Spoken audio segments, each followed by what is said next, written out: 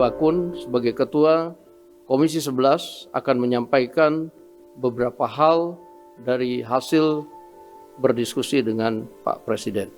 Saya persilakan.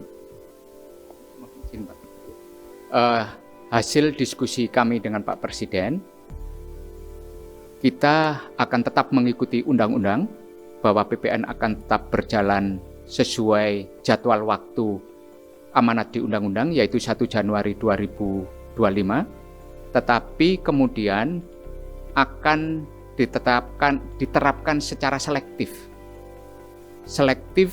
kepada beberapa komoditas, baik itu barang dalam negeri maupun impor yang berkaitan dengan barang mewah. Sehingga pemerintah hanya memberikan beban itu kepada konsumen pembeli barang mewah. Masyarakat kecil tetap kepada tarif PPN yang saat ini berlaku.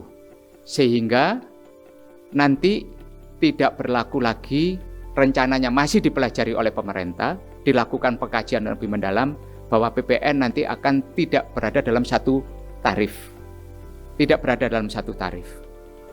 Dan ini nanti akan masih dipelajari.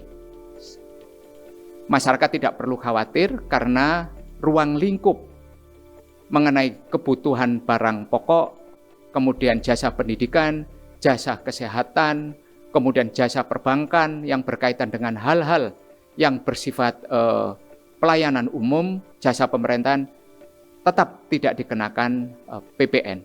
Itu yang bisa kami sampaikan dengan Bapak Presiden.